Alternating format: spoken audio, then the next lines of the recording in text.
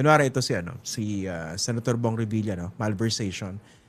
Kindly explain, no? Kunwari, magkakaso ang gobyerno. Ngayon kasi hinahanap nila yung mga big fish, no, ng mga kababayan natin. You and I are also looking for the big fish.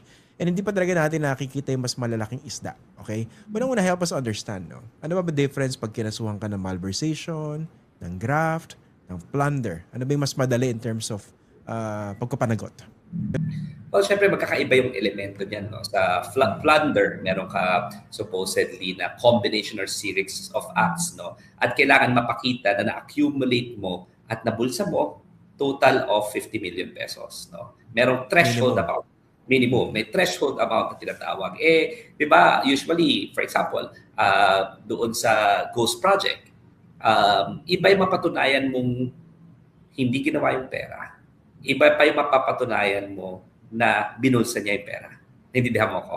So, ibig sabihin, kung nawawala yung pera o hindi nagawa, hindi ibig sabihin plunder yan just because ang total amount ng project is 70 million. Kasi hindi mo pakitang siya yung nagbulsa noong 50 million. No? In other words, pagka gano'n na hindi mo mapakita yung inflow ng money, di ba?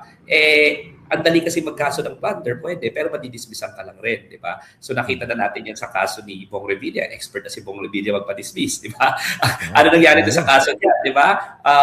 Okay na di ba? Kinasuhan siya ng plunder, ang lakas ng ebidensya. In fact, 3-2 yung split, no? Pero ang sabi, nung tatlo, na ako hindi ako nag-agree dito, una, inirekomenda niya lang daw yun. At pangalawa, hindi pa nga napatunayan na signature niya yun. No? At pangatlo, hindi natin alam kung pumasok ba talaga sa kanya yun. Pero nag-agree sila na may nawawalang pera. So ang sinabi ng korte, ibalik nyo na lang yung pera. Ang hirap, di ba? Ang hirap. Saan kukunin yung perang pinapabalik? Yun nga hanggang ngayon kaya hindi pa binabalik since at least based on data that I've gotten, hanggang ngayon hindi pa na ibabalik yung 124 million supposedly na walang pera sa gobyerno doon sa related doon sa mga kaso kay Bong Revilla.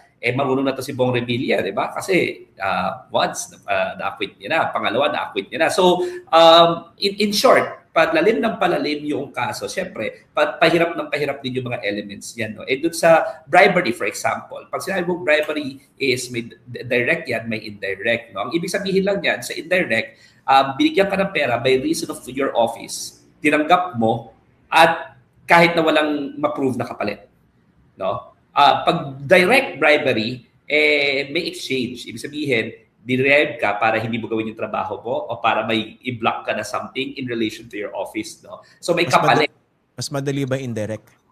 Mas madali yung indirect kasi by reason of your office lang Di ba? Tapos tinanggap mo yung pera. Di ba? So ang dali nun. Pag direct bribery, kailangan ipakita mo yung motive at yun talaga yung rason kung bakit niya ginawa yan. So, kailangan may mga witnesses ka dyan, kailangan may paper trail ka dyan. Yung isang unang mo lang kailangan ipakita, tinanggap ko yung pera at hindi ka naman bibigyan yan kung hindi ka opisyal.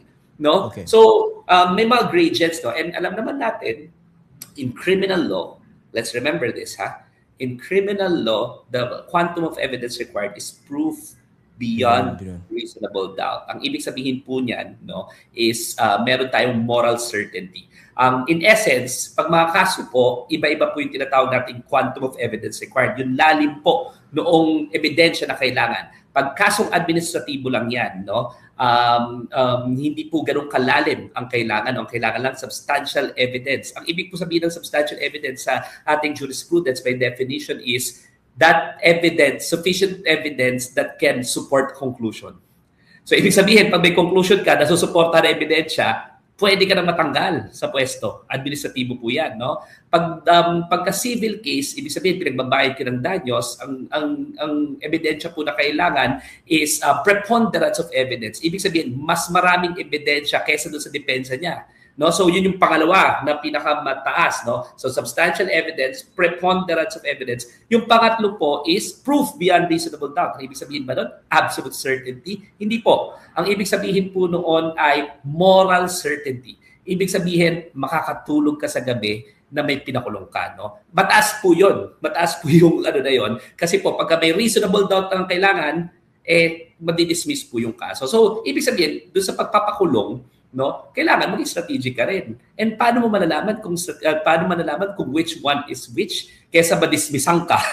Mas maganda linawin mo kasi po pag sa proseso po natin, no, Pag in-arraign ka, alam niyo po yung arraignment, no? Tatanungin ka, guilty or not guilty, babasahin sa iyo yung akusasyon. Ang tawag po dun sa korte, information, no? Pag binasa sa iyo yun, guilty or not guilty, sasabihin mo guilty or not guilty, ibig sabihin nun, ang tawag natin doon, double jeopardy sinks in.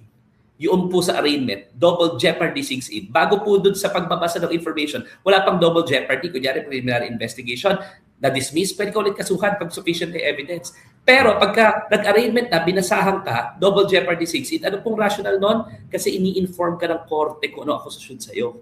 No? At pagkatapos nun, hindi na pwedeng mademanda ka ulit. Pag na-dismiss ang ka, ibig sabihin, wala na.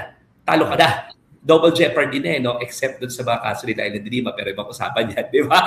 Pero as a general rule, or as the real rule, constitutional law, bawal po yun. No? So kung ikaw ang prosecutor, tignan mo ang ebidensya. Ultimately, you can only be strategic through the proper weighing of the evidence. Para sa akin pong trial lawyer, no, practitioner for more than a decade, ang titignan ko po lagi, bago ko isampa yung kaso, ebidensya, ebidensya, ebidensya. Pagkatingin mo ng ebidensya, then let's strategize.